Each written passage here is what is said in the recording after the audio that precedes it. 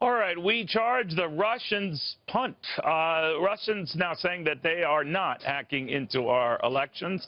They've never even considered that. Of course, this on the heels of the White House saying it has evidence now that that is exactly what Russians are trying to mess up with our elections and even hacking in to some of our advanced systems in which people vote. The Russians say that is not the case. Can you imagine what a party downer this was for Vladimir Putin, who turned 64 years young just yesterday? What a birthday present. Charge like that. Walid Phares says it wouldn't be at all surprised. He's Donald Trump's foreign policy advisor. Walid, first on that, the Russians denying this charge that they're trying to mess with our elections. The White House feels otherwise. Who's right? Well, the White House and the other agencies involved in the investigation would provide the evidence. That's what we wait for. That's what you wait for.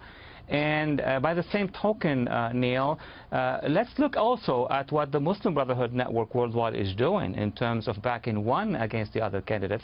Let's look at what the Iran Islamic Republic is doing, maybe even using money from the released $150 billion. How many bloggers, how many media, how many support network are funded by the Iranians and also blasting one of the candidates? I'll be very happy to look at both sides. All right, now, what would they be doing, presumably, to mess up our elections? As far as even affecting the vote, or what? With regard to Russians, you mean, Neil?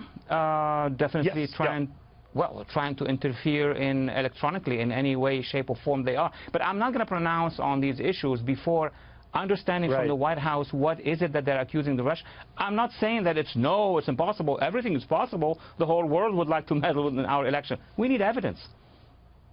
Yeah. You know, Walid, my immediate thought on this, and maybe because I'm, again, so cynical with my old age here, is that are you positioning yourself for the possibility your candidate loses to say after the fact, well, the Russians might have been fixing this?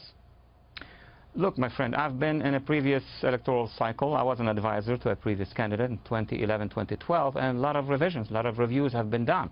But now we are at 30 days from election day, and we want our candidate to be elected as the next president. And of course, there will be evaluation and assessment after November 8 or November 9 and 10 and on, whatever the results are.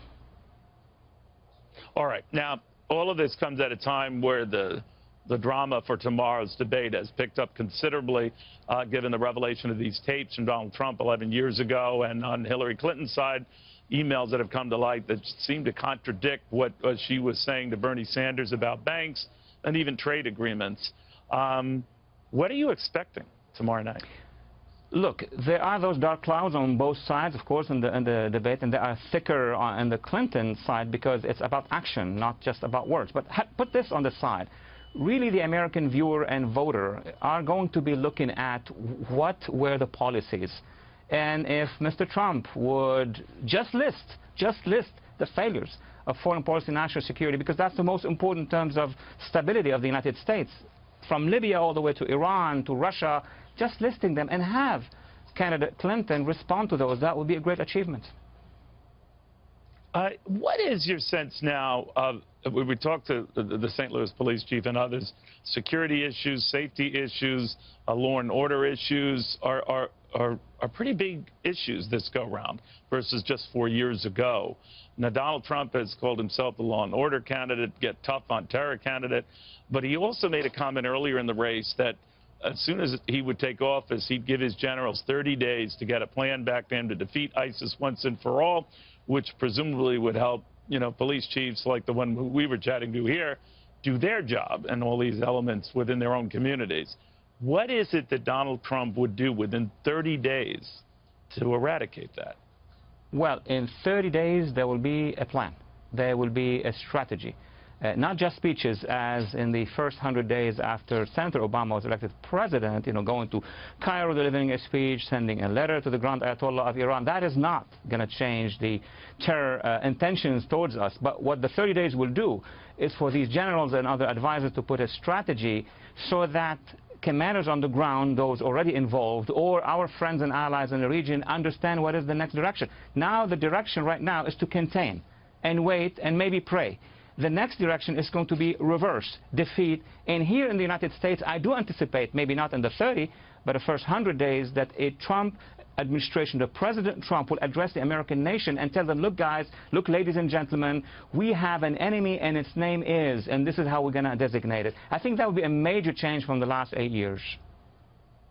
All right, but does that mean that a President Trump in that event, Walid, would be open to changing something in a substantial way involving American troops? We've been leading them out of that region. Would a President Trump tell the American people, we're going to bring them back in? Look, you need two to tango. In the business of warfare with the terrorists, it's not just what you want. I want to withdraw on that date no matter what the map is in the world. That doesn't work like that. If the enemy is moving in a way that is threatening to us or to our allies, we consider all the tools.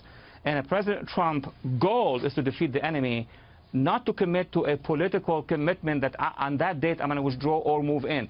So it's not a philosophy of being deployed or not deployed. This is a weapon. This is in your arms. It is a card that you would use if you have to. And in the case of ISIS, definitely there has to be a coalition. Mr. Trump spoke about that. Definitely he will have to speak with leaders. He began, actually, even as a candidate, exploring this. He will do more in the first 30 to 100 days. And definitely there will be change on the ground, different from the last 7 years. All right, we'll see what happens. Walid, thank you very, very much.